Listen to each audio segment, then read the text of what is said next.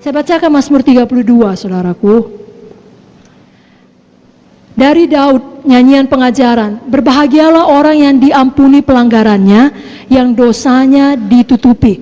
Berbahagialah manusia yang kesalahannya tidak diperhitungkan Tuhan dan yang tidak berjiwa penipu. Dengan kata lain, yang jujur. Ayat 3 dan 4. Selama aku berdiam diri, selama aku tidak mengaku dosa, selama aku tetap diam, tulang-tulangku menjadi lesu karena aku mengeluh sepanjang hari. Sebab siang malam tanganmu menekan aku dengan berat, sumsumku menjadi kering seperti oleh teriknya musim panas. Lalu ayat 5 dia berkata, dosaku kuberitahukan kepadamu, kesalahanku tidak kusembunyikan. Aku berkata, aku akan mengaku kepada Tuhan pelanggaran-pelanggaranku, dan Engkau mengampuni kesalahan karena dosaku. Apa maksud ayat ini? Selama kita tidak jujur pada Roh Kudus, kepada Tuhan, kita yang menderita. Bukan Tuhan tidak tahu dosa kita. Tuhan tahu pikiran kita dari jauh. Pemazmur berkata, Engkau tahu, Kau menyelidiki batinku. Tuhan tahu kalau kita berpikiran kotor. Tuhan tahu kalau kita berpikiran jahat. Tapi kalau kita pura-pura saja, kita melayani saja, atau apalah, kita diam-diamkan, kita yang menderita. Badan kita pun ikut menanggungnya. Lalu Daud berkata, dosaku kuberitahukan, dan Tuhan mengampuni. Tuhan memulihkan. Jadi malam ini saudaraku, saya ajak kita untuk jujur pada Roh Kudus. Apakah kita cintakan uang? Apakah kita tidak sungguh-sungguh melayani KKS kita? Kasih kita telah menjadi dingin. Kita nggak peduli, datang nggak datang, situ kau, aku pun punya hidup. Aku pun perlu cari makan.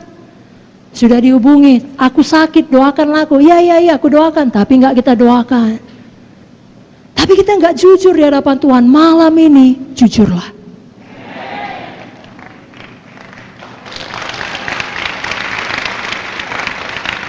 Akui semuanya di hadapan Tuhan. Tuhan tahu. Selama ini pun Tuhan tahu. Tapi waktu kita jujur, kita melepaskan diri kita.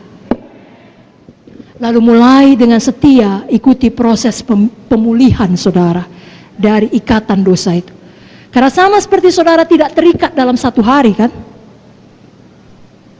Betul? Betul? Tidak ada orang dalam satu hari langsung terikat narkoba.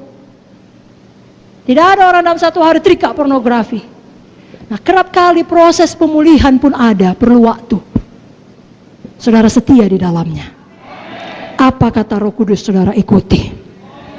Mari tutup mata saudara, angkat tangan saudara. Tidak usah pedulikan kiri kanan, katakan dengan jujur, Roh Kudus, Kau begitu mengasihi saya. Saya mengaku semua dosa saya. Kau tahu Tuhan, dosa pikiran, dosa perkataan, dosa perbuatan. Saya akui semuanya. Saya tidak sembunyikan. Saya tidak mau lagi hidup dalam gelap. Saya tidak mau berbohong. Saya tidak mau marah. Ampunilah saya selama ini. Saya sering tidak menyadari Kau hidup di dalam saya. Saya sering mengeraskan hati saya dan menduka citakan Engkau. Tapi mulai hari ini saya bertobat, saya berbalik, saya terima pemulihan, saya mau patuh kepadamu, saya mengasihimu dengan segenap hati saya dan dengan tindakan saya.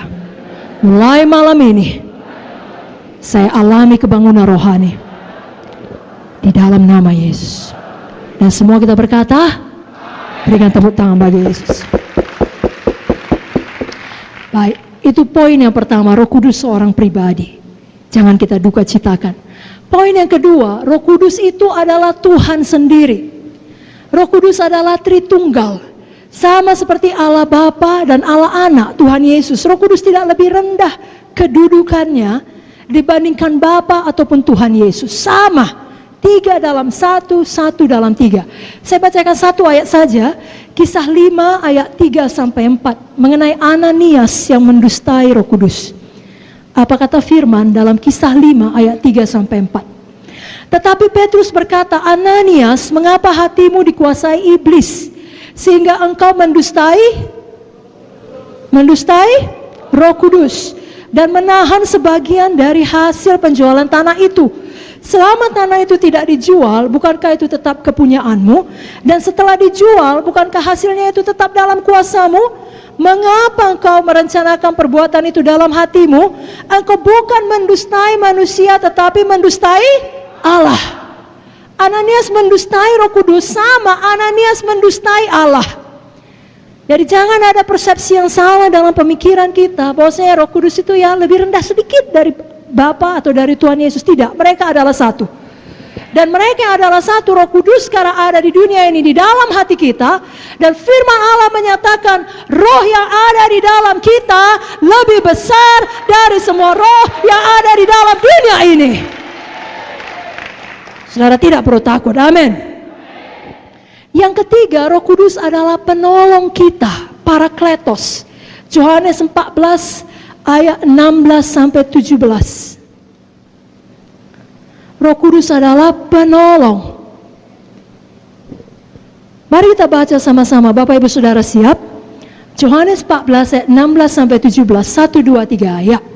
Aku akan minta kepada Bapa dan Ia akan memberikan kepadamu seorang penolong yang lain supaya Ia menyertai kamu selama-lamanya, yaitu Roh kebenaran. Dunia tidak dapat menerima Dia sebab dunia tidak melihat Dia dan tidak mengenal Dia, tapi kamu mengenal Dia sebab Ia menyertai kamu dan akan diam di dalam kamu, di dalam kita, di dalam saudara. Ada Tuhan di dalam saudara, ada Roh Kudus di dalam saudara. Seberapa berat pun perjuangan saudara, Dia tidak pernah meninggalkan saudara.